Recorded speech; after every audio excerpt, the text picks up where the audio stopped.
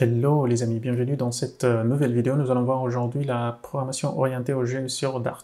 Dans les précédentes vidéos, nous avions eu l'occasion d'explorer un petit peu la déclaration des objets. Alors comme vous le savez, Dart est un langage de programmation orientée objet comme Java ou Kotlin ou autre. Donc nous allons voir un petit peu des fonctionnalités un petit peu plus poussées aujourd'hui, notamment les héritages et les extensions ou ce genre de choses, comment les construire nos objets correctement. Alors, ce que je vous propose ici, sans plus tarder, nous allons commencer par déclarer une nouvelle classe. Alors, je vais juste exécuter le code juste pour afficher ce message-là. Donc, on voit bien que c'est celui-là qui s'affiche.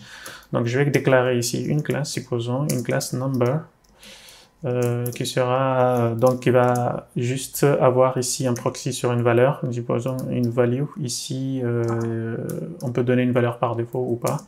Donc, supposons qu'on a une valeur ici par défaut.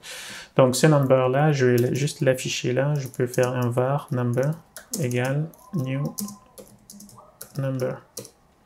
New number ici. Donc, je peux faire un print de cet objet-là. Comme ceci. Donc, si je réactualise là, on voit bien l'instance des number. Alors, juste avant de continuer sur les fonctionnalités, je vous propose de voir ici une méthode spéciale au niveau de chaque classe ici qu'on verra. C'est que on a la possibilité ici de décider comment l'objet il sera transformé en string. Par exemple, cette fonction-là, print ici, lorsqu'il prend un objet, toutes les méthodes, en fait, toutes les classes ont une méthode spéciale qui s'appelle toString qui permet donc d'indiquer en quelque sorte cette classe-là, comment elle sera représentée en string. Donc c'est à travers ça qu'elle prend ici l'instance ici, il affiche celui-là, instance of number. Donc on peut changer ce comportement-là juste en implémentant cette méthode-là qui s'appelle toString. Si je fais ça, on peut écrire ici ce qu'on veut. Notamment, je peux faire par exemple un string, il faut juste qu'elle retourne un objet de type string, un string ici. Donc je peux dire que value égale, je sais pas, value égale à value par exemple. Donc je peux l'interpoler cette valeur-là, ici. Donc on peut ne pas utiliser le 10, on peut s'en passer. Donc si je refais ça, on verra donc que l'affichage ici, il a changé. On a donc notre numéro ici par défaut. Maintenant, on a bien vu ici comment afficher correctement ce message-là. Je vous propose de voir les constructeurs. Alors sur Dart, il y a plusieurs façons de construire nos objets. Nous allons voir notamment la construction standard comme dans les autres langages de programmation. Notamment, c'est de donner ici le nom de la classe et puis donner ici on a des paramètres, donner les paramètres et puis dans le cœur de la fonction faire la construction de notre objet. Donc sur Dart aussi c'est pareil. Donc si je décide par exemple là c'est de prendre ici une valeur, alors là c'est value, on risque de les confondre. Je peux faire juste v, je peux faire quelque chose comme ceci, this.value égale à v. Donc on a la valeur qu'on va passer ici, un paramètre, donc qu'on peut passer directement ici. Donc si je fais ça, on a donc quelque chose comme ceci. On a donc la valeur 7 ici. Et si je reviens donc à ce niveau-là, au niveau de ce constructeur-là, il arrive que parfois qu'on n'ait pas, qu'on a juste des affectations comme ceci, donc on n'aura pas besoin vraiment du cœur de la fonction, on a juste besoin ici d'une affectation. Donc on n'a pas besoin d'avoir ce cœur de la fonction, je peux couper ça et puis raccourcir juste cette partie-là, faire quelque chose comme ceci, this.value. Donc ça permet d'aller directement à l'essentiel. Il sait très bien la valeur qu'il aura ici, correspond à cette propriété-là. On peut avoir, si on a d'autres propriétés, faire 10 autres choses aussi, et comme ça, il pourra bien le savoir. Alors ça notamment, c'est beaucoup utilisé au niveau de Flutter sur les constructeurs notamment, et pour les affectations des shields et ce genre de choses. On aura l'occasion de voir ça dans pas longtemps. Et également, on peut s'en passer parfois aussi de ce new ici. Si je refais ici, on a la construction ici avec le const. On peut avoir un constructeur const ici et avoir ici donc un final. Donc si je fais ça, alors je vais juste là, value is final was given value machin. Donc oui, effectivement, on a donc ce petit problème là qui est là. Donc on peut avoir ici des constructeurs constants, ça arrive souvent notamment sur Flutter, lorsqu'on a des widgets, plusieurs widgets, on peut donc construire des objets comme ça et puis encapsuler des objets ici à la volée, quelque chose comme ceci. Donc c'est très utile donc pour la suite. Ce qu'on peut également avoir, on peut avoir des constructeurs nommés notamment pour avoir default value, ce genre de choses.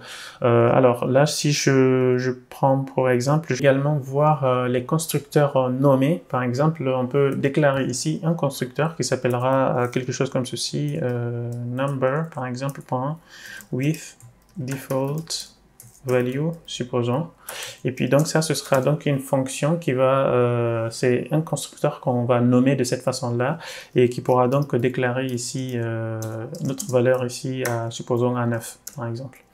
Donc cette façon de faire là, elle nous permet de déclarer directement ici les variables, d'avoir un certain comportement bien défini dans une fonction. On peut avoir comme ça plusieurs constructeurs comme on le souhaitera. Alors là, il y aura juste, alors on peut, donc pour que cela, ça marche, parce que la valeur, elle n'a pas une valeur initiale ici. Si je remets la valeur initiale, ça marche. Donc il faut qu'on mette ici un late, en fait, qu'on a vu dans la précédente vidéo. Le late permet donc de dire à la classe, à l'objet, à Dart, que cette valeur-là, elle sera affectée plus tard. Donc si je reviens ici, au lieu de faire un set ici, je peux faire directement with default value. Si je refais ça, on aura donc notre valeur ici qui est à 9.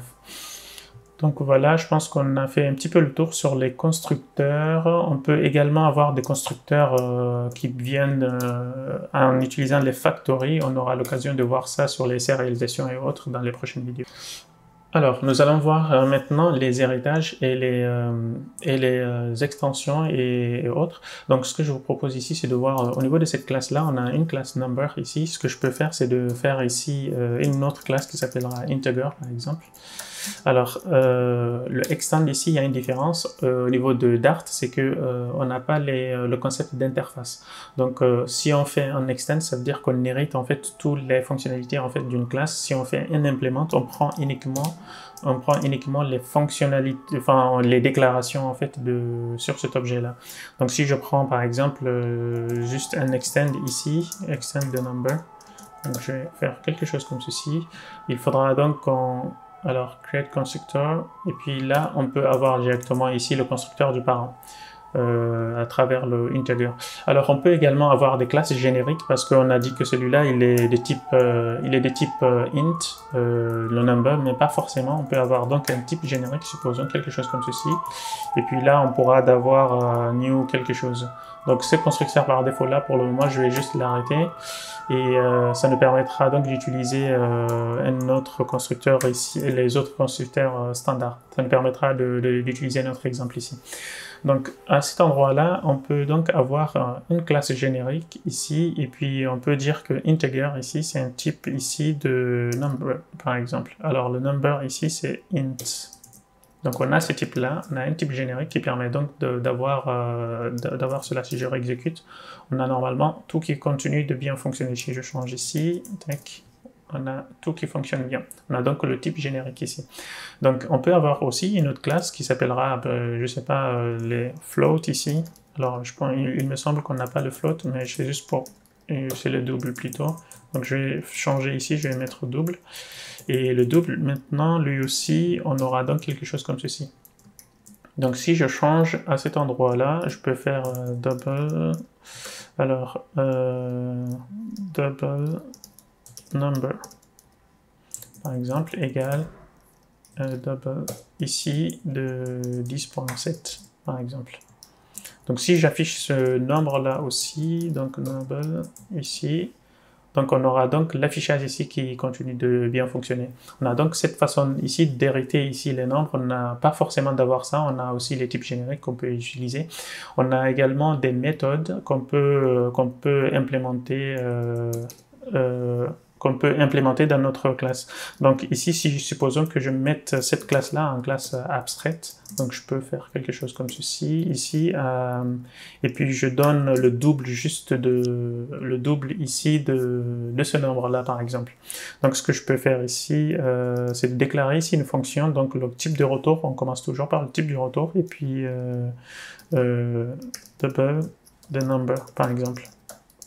Donc on peut avoir quelque chose ceci, et ça, ce sera donc une fonction abstraite ici.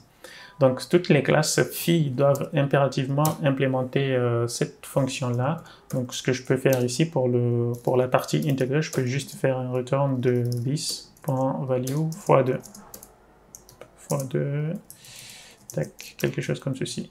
Donc pour l'autre aussi c'est pareil, donc je peux copier-coller. Quelque chose comme ceci. Double the number. Alors ici, qu'est-ce qu'il me dit? C'est int, donc ici nous on utilise plutôt une double ici pour matcher ici avec le type de retour qu'on a ici. Donc c'est une fonction générique. Si je fais ça et que au niveau de... Alors là, on ne peut plus déclarer cette classe-là parce qu'on l'a déclarée en classe abstraite. Donc ce que je peux faire ici, c'est integer ici de ça. Et puis je peux doubler par exemple le double ici, double, quelque chose comme ceci. Donc si je relance, on a donc ici 24, on a le résultat ici 24. Donc je vais enlever ça. Donc on a vu donc les héritages et ce qu'on peut également voir, c'est les extensions. Alors les extensions, c'est un truc un petit peu particulier au niveau de Dart. C'est que, alors je vais juste faire ça. C'est un truc un petit peu particulier, on peut déclarer des extensions ici pour étendre d'autres classes, mais sans faire vraiment un extend. Alors, je donne un exemple rapidement au niveau de ce qu'on pourrait avoir. Alors, ce qu'on pourrait avoir comme exemple ici, au niveau de ces nombres-là, par exemple, je peux changer ici le comportement ici d'un string, par exemple. Je vais juste donner un exemple. Je peux déclarer quelque chose comme ceci, extension ici. Je peux nommer ici uppercase string on string ici par exemple. Je peux faire quelque chose comme ceci. Alors on aura l'occasion de voir ces fonctionnalités là un petit peu plus tard dans notre aventure, mais juste pour illustrer rapidement en quoi ça consiste. Donc on peut ici dire dans cet objet là, au lieu de créer un autre objet qui étend de string et puis on sera obligé à chaque fois d'instancier cet objet là, ce que nous propose Dart ici, c'est directement de changer le comportement ici de l'objet initial ici en rajoutant des fonctionnalités. Donc ce qu'on peut faire ici, je peux faire ici je peux déclarer une fonction capitalize par exemple, capitalize ici comme ceci. Je peux retourner ici la valeur de, alors capitalize, alors je sais pas comment c'est la valeur ici la valeur pour récupérer ici la valeur du truc. Il me semble, tac, capitalize. Donc je peux faire un accessoire ici juste pour le truc 0, ou sinon je prends le toString de la fonction. Je peux prendre le toString, est-ce qu'il a tout pour uppercase par exemple? Je peux faire quelque chose comme ceci, je pense, ou this uppercase. Donc ça, c'est une méthode qui n'existe pas dans la classe string de base, dans l'objet string. Donc on peut rajouter cette fonctionnalité-là. Par exemple, si je fais ici maintenant, je peux faire ici un var name égale Mokhtar. Je peux faire quelque chose comme ceci, name.capitalize. Donc on a la méthode qui est accessible. Si je raffiche ça, on a donc Mokhtar ici qui est tout en majuscule. Alors capitalize et uppercase, capitalize normalement c'est juste la première lettre, mais bon, on a un petit peu compris ici l'avantage ici d'utiliser donc les extensions. Ça permet donc d'étendre ici les fonctionnalités qui n'existaient pas sur un objet en particulier. Qu'est-ce qu'on peut également voir? Par exemple, on voit que cet endroit-là, on a une répétition. Au lieu d'avoir ici une implémentation au niveau de chaque objet, au niveau de chaque objet qui hérite ici notre class number, on peut utiliser ce qu'on appelle ici les mixins.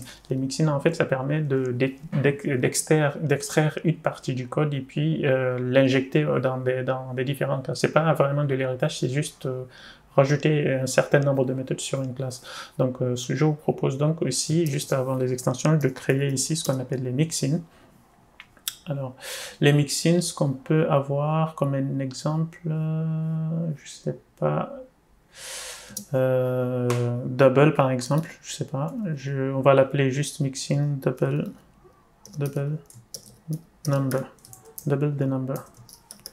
par exemple. Donc, c'est comme une classe, mais ça prend uniquement, on déclare ici juste des fonctionnalités, des méthodes, ce genre de choses, pour pouvoir réutiliser dans nos classes. Donc, ce que je peux faire ici, si je prends par exemple cette partie-là, je peux dire que ça, c'est une mixin.